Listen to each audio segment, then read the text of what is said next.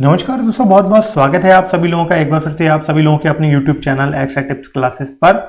उत्तर प्रदेश लेखपाल भर्ती 2020 के लिए लगातार ग्रामीण प्रवेश की क्लासेस को मैं आप लोगों को करा रहा हूं। ये कुल मिलाकर के 20 वीडियो का क्रैश कोर्स होने वाला है, जिसमें आप लोगों का संपूर्ण ग्रामीण प्रवेश जो है वो कवर किया जाएगा, इंक्लूडेड प्रीवियस क्वेश्चन के साथ में। ठीक है, जितनी आवश्यकता होगी थ्योरी कराने की उतनी आप लोगों को थ्योरी कराई जाएगी और जितनी भी जरूरत पड़ेगी, ठीक है, वो सारी की सारी चीजें आप लोगों को कराई जाएंगी यहीं पर इन 20 क्लासेस में। और ये मैं दावे के साथ कह सकता हूं, अगर आप लोग ये 20 क्लासेस कर लेते तो आप लोगों को ग्रामीण प्रवेश के सेक्शन में कोई भी दिक्कत नहीं आने वाली है। तो चलिए फाइनली आज भी हम लोग स्टार्ट करते हैं ग्रामीण प्रवेश की क्लास नंबर 7। इससे पहले की सारी क्लासेस जो है वो आप लोग प्लेलिस्ट पे जाकर के देख सकते हो, मैंने प्लेलिस्ट बना दी है। ठीक है, तो मेरा नाम बीबीएस विक्रांत है और चलिए स्टार्ट करते हैं। आज की जो क्लास है वो बहुत ही ज्यादा महत्वपूर्ण होने वाली है, क्योंकि आज हम लोग पूरी तौर पे कृषि से संबंधित मुख्य तत्व जहां से डायरेक्टली प्रश्न आता है, ठीक है, तो वो हम लोग कवर करने वाले हैं। तो आप लोग इसको जरा ध्यान से देखिएगा। देखिए, पहला है कि प्रदेश में कुल कृषि पारिस्थितिकीय क्षेत्र है कितना? 20। ठीक है, और इसके अलावा ये क्वेश्चन जो है आप लोगों का सेकंड वाला, ये पीसीएस में तक पूछा जा चुका है कि प्रदेश में कुल कृषि जलवायु क्षेत्र कितने हैं? कुल मिलाकर के 9 है क्षेत्र। अगला, प्रदेश में कुल मृदा समूह क्षेत्र कितने हैं? तो कुल मिलाकर के 8 जो है मृदा समूह क्षेत्र हैं। नेक्स्ट प्रश्न है कि प्रदेश में कुल बीज विधायन संयंत्र कितने हैं? तो ये कुल मिलाकर के 42 हैं। अगला, कुल कार्यशील जनसंख्या में से कृषि क्षेत्र में 2011 के अनुसार कितने हैं? तो देखिए, कुल मिलाकर कृषि क्षेत्र से जो जुड़े हुए हैं वो हैं आप लोगों के 59.3%। नेक्स्ट, शुद्ध बोए गए क्षेत्र में शुद्ध संचित क्षेत्र कितना है? यह आप लोगों का 80.67%। ठीक है, नेक्स्ट है कि कुल शुद्ध सिंचाई में निजी साधनों में सिंचाई कितनी होती है? तो लगभग 76% जो सिंचाई होती है वो निजी साधनों से होती है, जिन लोगों के पास में नहर वगैरह की सुविधा नहीं है। आप लोगों ने अक्सर कर देखा होगा कि उत्तर प्रदेश में क्या होता है कि ट्यूबवेल द्वारा सिंचाई वगैरह ज्यादा की जाती है। ठीक है, तो ये वही वाला डाटा दिया गया आप लोगों को। अगला है कि कुल शुद्ध सिंचाई में नलकूप सिंचाई कितना परसेंट है? यह आप लोगों का 71.5%। ठीक है, 71.5%। नेक्स्ट, कुल शुद्ध सिंचाई में नहरों का कितना प्रतिशत है? तो नहरों के द्वारा तो बहुत ही कम सिंचाई होती है, आप देख सकते हो 18.9%। ठीक है, और कुल शुद्ध सिंचाई में कुआं, तालाब, झील तथा पोखर से कितने प्रतिशत सिंचाई होती है? यह सिंचाई का डाटा जो और भी कम है, यह है 8.6%। देखिए, कुछ भी पूछ सकता है, तो ये सारी चीजें जो काफी ज्यादा महत्वपूर्ण है। असल में ये जो आप लोगों को मैं करा रहा हूं, ठीक है, 1 वर्ड टाइप के क्वेश्चन, ये काफी ज्यादा महत्वपूर्ण है। और आप देख भी सकते हो कि बच्चों ने इसको पढ़ के इसको कलरफुल भी कर डाला है। ठीक है, तो काफी ज्यादा महत्वपूर्ण है, इसलिए इस डाटा को आप लोग अपने दिमाग में स्टोर कर लो। अगला है आप लोगों के लिए कि अन्य साधनों से सिंचाई कितने परसेंट होती है? तो 1.1% ही अन्य साधनों से होती है। ठीक है, अगला है कि प्रदेश की सबसे पुरानी नहर कौन सी? स्टार बना लो, ये पूछा जा चुका क्वेश्चन है। यह आप लोगों की पूर्वी यमुना नहर, और ये 1830 में बनी थी। ठीक है, 1830 में इसे खोदा गया था। नेक्स्ट है कि प्रदेश की सबसे बड़ी नहर प्रणाली कौन सी है? शारदा मैया। ठीक है, शारदा नहर है, तो ऐसे करके याद कर लो। शारदा नहर जो है सबसे बड़ी नहर प्रणाली है उत्तर प्रदेश की। राज्य में नहरों की कुल लंबाई कितनी है? ठीक है, देख, कुल मिलाकर के जो नहरें फैली हुई हैं अपने उत्तर प्रदेश में, ये 74,000 किलोमीटर में फैली हुई हैं, 74,000 किलोमीटर। अगला है आप लोगों के लिए प्रश्न, लिखा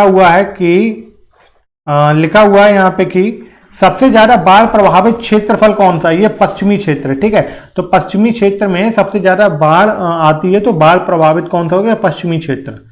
नेक्स्ट है आप लोगों के लिए प्रश्न कि राज्य का कुल प्रतिवेदन क्षेत्रफल कितना होता है? तो यहाँ पे देख सकते हो काफी लंबा डाटा है, इसको आप लोग याद कर लेना। ठीक है, तो ये कुल मिलाकर के है आपका। नेक्स्ट है कि कृषि योग्य क्षेत्रफल कितना है? तो ये आप लोगों का कृषि योग्य क्षेत्रफल दिया हेक्टेयर में। देखो, इसको जो है वो आप लोगों को डिजिट भी याद करनी पड़ सकती है, क्योंकि कुछ भी जो है वो एग्जाम में आप लोगों का पूछा जा सकता है।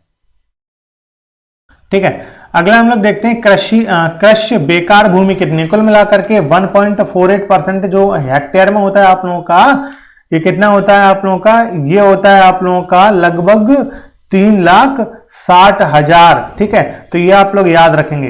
और इसके अलावा स्थायी चारागाह भूमि कितनी है, वो भी इतनी ही है हेक्टेयर में। और अन्य वृक्ष झाड़ियां आदि भूमि की कितनी हेक्टेयर में फैली हुई, ये भी आप लोगों का फैला हुआ है 3,60,000 हेक्टेयर में। नेक्स्ट, वर्तमान प्रति क्षेत्र, ठीक है, तो ये हो जाएगा आप लोग कितना, 12,32,000 हेक्टेयर, ठीक है।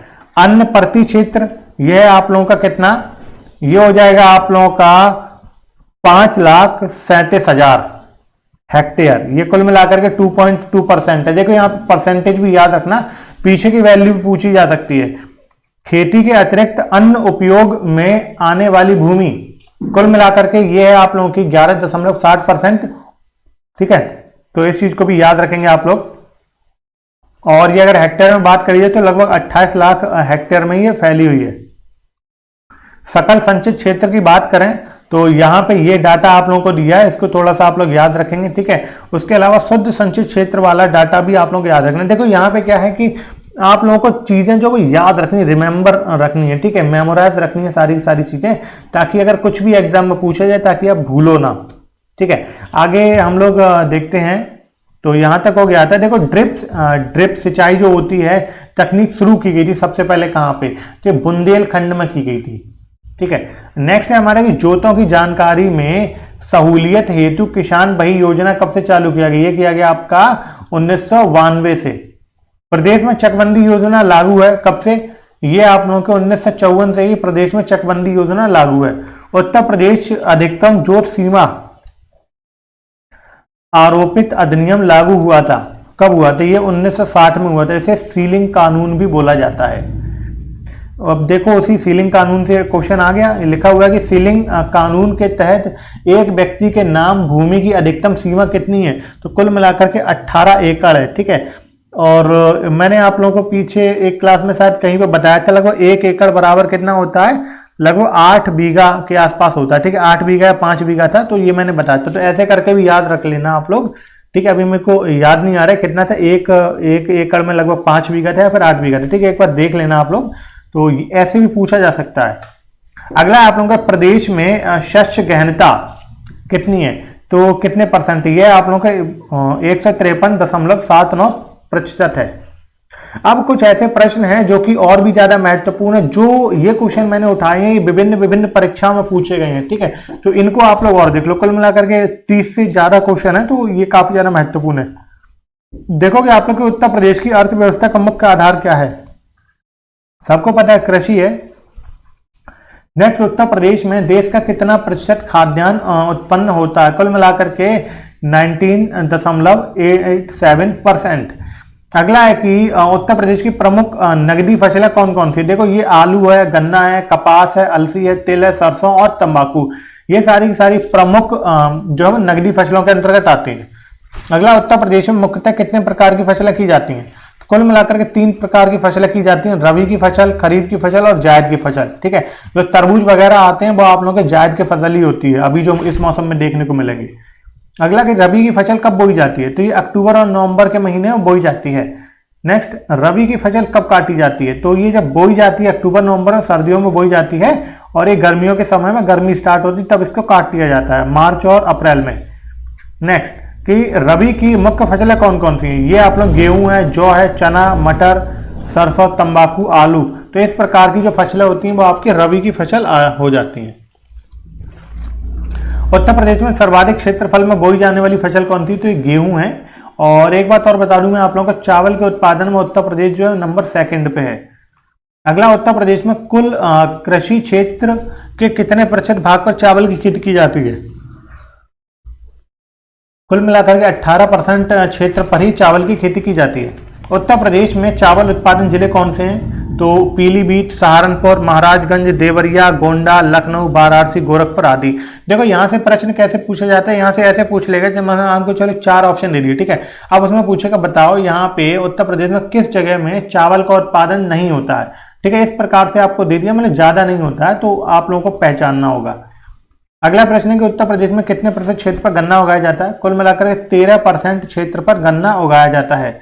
अगला, उत्तर प्रदेश का गन्ने के उत्पादन में देश में कौन सा स्थान है, तो अपना उत्तर प्रदेश पहले नंबर पे। एक बात और याद रखना, देखो गन्ना के उत्पादन में भले ही अपन पहले नंबर पे, बट सबसे ज्यादा चीनी मिलें जो हैं वो कहाँ पर है, वो महाराष्ट्र में है। ठीक है, तो ये बात जरूर याद रखें। नेक्स्ट, उत्तर प्रदेश के गन्ना वाले जिले कहाँ कौन कौन से हैं? तो मेरठ हो गया, गोरखपुर हो गया, कुशीनगर, देवरिया, मुजफ्फरनगर और सहारनपुर, ये हैं। नेक्स्ट, उत्तर प्रदेश में बाजार वाले जिले कौन कौन से हैं? ये बाजरा वाले। ठीक है, तो ये हो गया आपका आगरा, मथुरा, बदायूं, अलीगढ़, मुरादाबाद, एटा, फिरोजाबाद, मैनपुरी, इटावा और शाहजहांपुर। इन जगह में ज्यादातर बाजरा होता है। उत्तर प्रदेश में मक्का उत्पादित मुख्य प्रमुख जिले कौन कौन से? ये हैं आपका मेरठ, गाजियाबाद, बुलंदशहर, फरक्काबाद, बहराइच, गोंडा, जौनपुर, मैनपुरी, एटा, फिरोजाबाद। देखो कुछ कुछ नाम जैसे डबल डबल आ जाते हैं, जैसे कि यहाँ पे देखा आप लोगों ने कि बाजरा यहाँ पे मैनपुरी में भी था। ठीक है, अब यहाँ पर भी मैनपुरी में, तो यहाँ पे क्या दोनों चीजों की पैदावार होती है, इस वजह से यहाँ पे आया है। नेक्स्ट है, पर आपको याद रखनी ये चीजें, कोशिश करना कि बार बार पढ़ो तो याद हो जाए। नेक्स्ट है कि जौ की खेती उत्तर प्रदेश में किन क्षेत्रों में होती है? ये शुष्क एवं कौप मिट्टी वाले क्षेत्रों में होती है। जौ उत्पादित करने वाले जिलों में कौन कौन से शामिल है? वाराणसी है, आजमगढ़ है, जौनपुर है, बलिया है, मऊ है, गाजीपुर है, गोरखपुर, इलाहाबाद, प्रतापगढ़। ये जो जगह हैं यहाँ पे क्या होता है? जौ की उत्पादन होता है। नेक्स्ट, चने की खेती उत्तर प्रदेश में किन क्षेत्रों में की जाती है? जहां शुष्क एवं हल्की मिट्टी पाई जाती है वहां पर चने की खेती की जाती है। नेक्स्ट, सरसों की खेती किन फसलों के साथ की जाती है? सरसों की खेती गेहूं के साथ भी हो जाती है, मटर और जौ के साथ भी हो जाती है। नेक्स्ट, सरसों की फसल विशेष तौर पर उत्तर प्रदेश में की जाती है मध्य एवं पश्चिम में। ठीक है, मध्य उत्तर प्रदेश और पश्चिमी उत्तर प्रदेश में की जाती है सरसों की खेती। मूंगफली मुख्यतः किस प्रकार की फसल है, किस सीजन की फसल है? ये आपकी खरीफ की फसल है। ठीक है, नेक्स्ट कि मूंगफली कब बोई जाती है? जून और जुलाई में बोई जाती है, और जब सर्दियां हो जाती हैं तब इसे काट लिया जाता है, नवंबर और दिसंबर में। नेक्स्ट, मूंगफली की फसल के लिए मिट्टी कैसी लगती है? तो ये बालू मिट्टी में होती है, बलुआ मिट्टी जिसे कहते हैं। उत्तर प्रदेश में मूंगफली उत्पादित करने वाले जिले में कौन कौन से? ये आपका सीतापुर है, हरदोई है, एटा है, बदायूं है, मैनपुरी है, मुरादाबाद है। ठीक है, तो इस प्रकार से।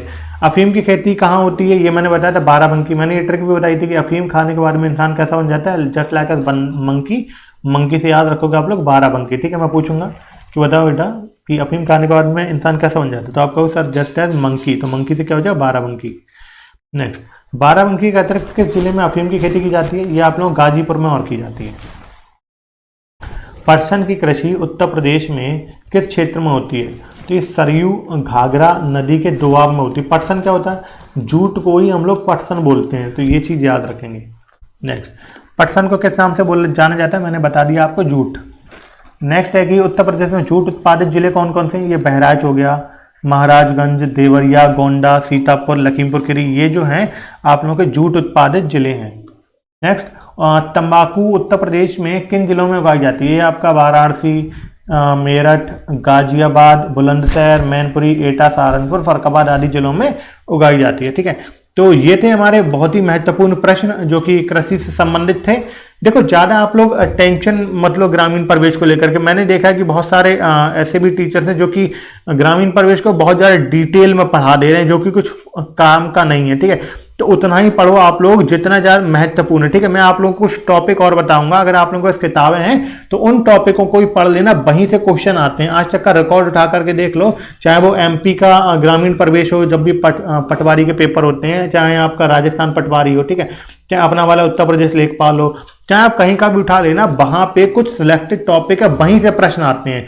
तो बहुत सारे क्या है कि बच्चे कंफ्यूज हो जाते हैं कि ये सर ये पढ़ा रहे हैं, ये सर वो पढ़ा रहे हैं, जो इतना थ्योरी लिखा रहे हैं, उससे कोई फायदा नहीं है। ठीक है, टाइम पास करना है तो आप कहीं भी जाकर कर सकते हो, बट रियलिटी ये है कि सिलेक्टेड मटेरियल पढ़ो और जितना करा रहे हैं उतना आप लोग पढ़ लो, उतना पर्याप्त है। ठीक है, कम नहीं है। हद से अगर बताएं तो ग्रामीण परिवेश में कुल मिलाकर के 3000 क्वेश्चन ही हैं जो आपको तैयार करने हैं, बस उसी से फंस जाएगा। और ग्रामीण परिवेश को लेकर के जो लोग टेंशन में रहते थे, तो यहाँ पे मैंने प्लेलिस्ट क्रिएट कर दी है, देख सकते हो आप लोग। तो यहाँ पर जाकर के आप प्लेलिस्ट जो है वो चेक करके यहाँ पे ग्रामीण परिवेश की क्लासेस को देख सकते हो। और जिस किसी को इसका पीडीएफ चाहिए, बहुत सारे कैंडिडेट का पीडीएफ नहीं मिलता है। देखो पीडीएफ कहाँ से मिलेगा? टेलीग्राम चैनल पर जाना पड़ेगा, जिसका लिंक मैं डिस्क्रिप्शन बॉक्स में देता हूँ, तो वहां पर आप लोगों को मिल जाएगा। ठीक है, तो वहां से डाउनलोड कर लिया करो। और पहली बार अगर विजिट कर रहे हो तो प्लीज़ चैनल को सब्सक्राइब करो, वीडियो को लाइक करो। और हमारी डेली क्लासेस जो होती हैं वो रात को 8 बजे होती है लेखपाल के लिए, जीएस की क्लास होती है, ठीक है। और 9:30 बजे होती है हमारी हिंदी क्लास, जो कि लेखपाल एग्जाम के लिए ही होती है, ठीक है। और ग्रामीण प्रवेश की डेली 5 बजे शाम को क्लास आती है, तो जरूर देखिएगा। और अगर कोई भी सवाल पूछना है तो आप मुझे कमेंट बॉक्स में पूछ सकते हो, मैं जरूर उसका रिप्लाई करूंगा। तो अब मिलते हैं हम लोग अनदर वीडियो में, तब तक के लिए bye bye, take care and thanks for watching.